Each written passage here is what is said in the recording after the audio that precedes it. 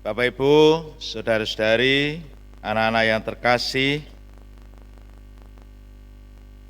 kalau kita membuka-buka media sosial seringkali berseliweran tentang kelompok-kelompok yang mengklaim lebih punya hak atas Allah dalam kehidupannya.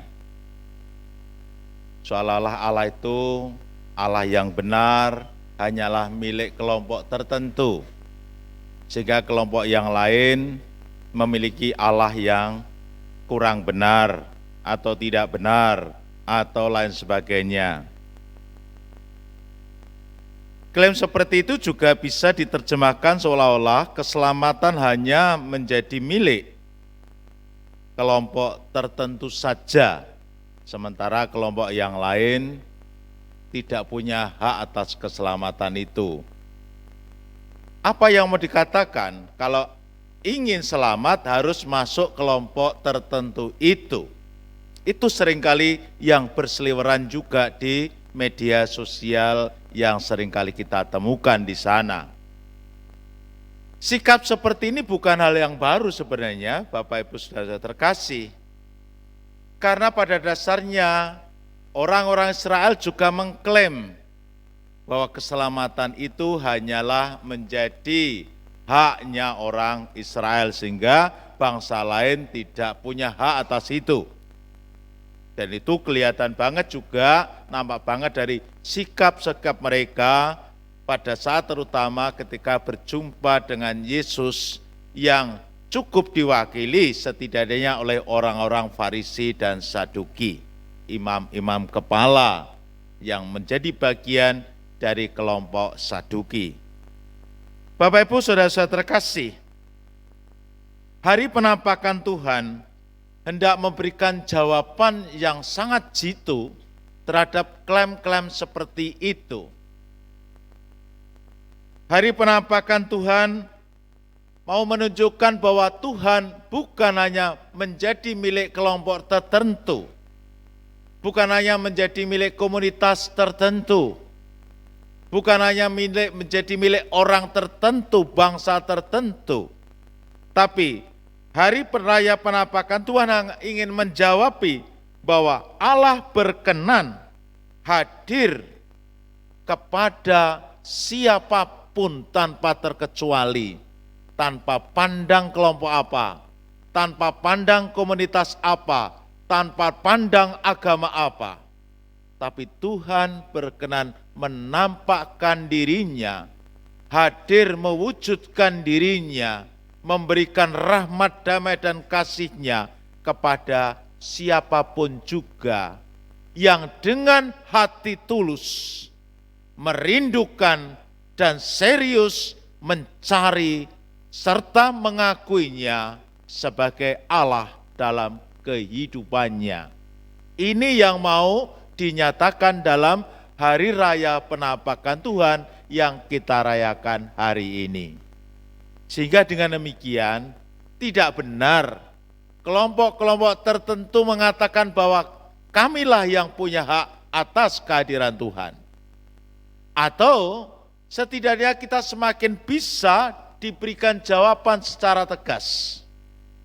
Kehadiran Tuhan dalam hidup manusia tidak ditentukan oleh kelompok apa, tapi pertama-tama ditentukan oleh hati yang tulus dan terbuka dan serius mencari Allah dalam kehidupannya. Maka saya kira tidak ada artinya kita terlalu bangga bahwa kami ini sudah menjadi asisten imam, maka kami punya hak yang lebih khusus untuk berjumpa dengan Allah. Tidak. Jadi jangan berbesar kepala dulu bahwa kami ini asisten imam pasti akan lebih dulu berjumpa dengan Tuhan. Tidak. Tuhan berkenan hadir bisa saja melalui kelompok anak-anak kecil, calon uskup, calon imam, suster, bruder. Maka saya kira supaya agak lengkap, mungkin kita tampilkan dulu. Siapa-siapa yang calon uskup ini?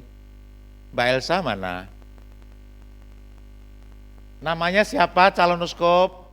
Halo calon uskup. Calon uskup Monsinyur Nanda. Calon lo ya. Aduh, weh ganteng rek. Dekut piye tekene piye? Uskup kok ya lah. Nah, maju kene. Madhap sana. Munggah satu trap enggak apa-apa. Nah, gitu. Terus ini calon VCAP ini. Calon VCAP. Niko. Ya. Calon VCAP. Nah, ini calon VCAP. Bapak Ibu bangga loh saya. Mosok misa sing moco dan pemasmurnya, lektor pemasmurnya uskup dan VCAP loh. Lalu calon Romo Diosis. Weh. Berikutnya pastor ini kayak Okso ini. Waduh. Ya. Loh. Pastor siapa? Suster Abdi Kristus nih. Atau dua-duanya Abdi Kristus. Namanya siapa, Suster? Suster siapa? Selina. Satu Sena, satu Selina. Panggilannya Selin. Terus ini apa? Ursulin. SSPS, oh ya, baik. Selamat datang. Suster SSPS dari Manado. Manado toh? Nah, dari Manado. Namanya suster siapa? Anastasia. Suster Anastasia. Oke, Bapak Ibu, kita lihat saja. Inilah calon-calon suster dan calon romo dan uskup. Kita berdoa sungguh setidaknya kalau toh kecer hanya 1 atau 2 saja. 1, 2, 3, 4. Kita tunggu setidaknya 15 tahun, 16 tahun yang akan datang kita akan dengar berita. Terima kasih, bisa kembali Monsinyur, Pikjen, Pikep, dan para suster kembali ke tempat. Piye iki mau teko ngendi khotbahku? Tuhan bisa hadir melalui kelompok-kelompok kecil juga, tidak selalu dalam kelompok yang mungkin terkesan istimewa dan eksekutif. Inilah yang diwakili oleh 3 raja dari timur. 3 raja dari timur yang sebenarnya oleh orang Yahudi dikatakan mereka ini adalah bangsa-bangsa yang tidak mengenal Allah. Mereka adalah bangsa-bangsa yang dinyatakan kafir oleh orang Yahudi, oleh orang Israel. Tapi lihat, justru mereka mendapatkan kesempatan setelah para gembala menyaksikan kasih Allah dan merekalah pada gilirannya mendapatkan kesempatan Allah menyatakan diri. Kita lihat, kita bandingkan dengan seorang raja yang bernama Herodes. Kenapa justru Raja Herodes tidak bisa berjumpa dengan Yesus, dengan Allah yang mewujudkan diri, yang menjelma menjadi manusia dalam diri Yesus? Tuhan ingin menunjukkan bahwa jabatan kekuasaan tidak menjamin seseorang bisa berjumpa dengan Allah. Tapi jaminan bisa berjumpa Allah tergantung dengan hati yang tulus. Herodes datang bukan dengan ketulusan hatinya berjumpa dengan Allah. Tapi Herodes justru ingin datang untuk menghilangkan peran Allah dalam hidupnya. Maka akhirnya orang Majus dari timur, raja-raja dari timur diperingatkan dalam mimpi supaya tidak kembali kepada Herodes.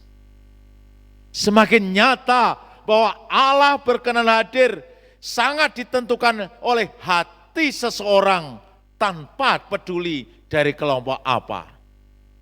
Jadi meskipun kita sudah menjadi kelompok Katolik, tapi hati kita berusaha menyingkirkan Allah dalam kehidupan manusia, maka kita pun juga tidak akan bisa berjumpa dengan Allah. Hati yang tulus mengakui Yesus yang mewujudkan dirinya sebagai wujud kasih Allah, justru itulah yang menjadi kunci. Coba kita lihat apa yang dibawa oleh 3 raja dari timur. Itu menjadi simbol akan ketulusan hatinya. Bukan hanya sekedar datang sebagai seorang sarjana, sebagai orang yang menampilkan dirinya, yang mengandalkan dirinya pada keilmuannya, tapi orang yang datang dengan hati yang tulus, mengaku Yesus sebagai Raja, yang dilambangkan dengan emas. Persembahan emas yang dibawa oleh 3 orang dari Majus ini menyatakan bahwa mereka mengakui bahwa Yesus yang adalah Allah, yang dilambangkan dengan dupa, disambut dengan hati terbuka untuk merajai kehidupannya.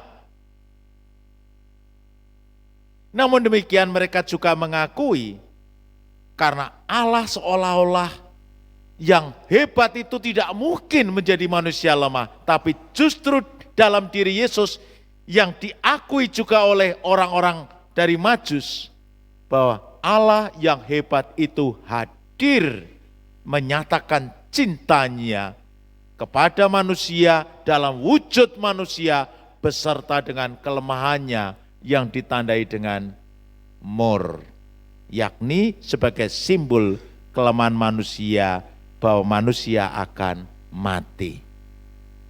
Bapak Ibu, saudara-saudara terkasih, inilah sebenarnya kunci perjumpaan kita dengan Allah, sangat tergantung dari ketulusan hati kita dan keseriusan kita mencari Allah serta mengakuinya dalam hidup kita. Kalau hari ini kita juga merayakan Hari Anak Misioner Sedunia, yang kita diajak merenungkan kembali tentang tema Jadilah Pembawa Damai.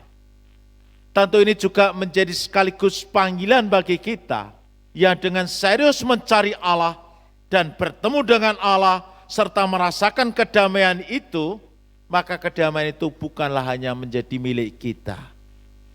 Seperti Allah sendiri membuka dirinya untuk semua bangsa, maka kedamaian yang kita dapatkan dari Allah juga harus kita bagikan satu sama lain.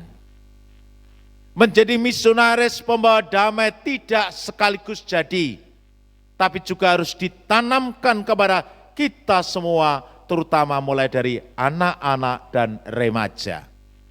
Maka kalau hari ini merupakan Hari Anak Misioner, kita bagi orang-orang yang menyatakan diri dewasa, mempunyai kewajiban untuk mendampingi mereka, untuk terus-menerus mengenal Allah yang menampakkan diri, yang membawa damai itu, sehingga mereka pun juga ikut ambil bagian dalam pewartaan kedamaian Allah bagi satu sama lain sesuai dengan dunia mereka masing-masing.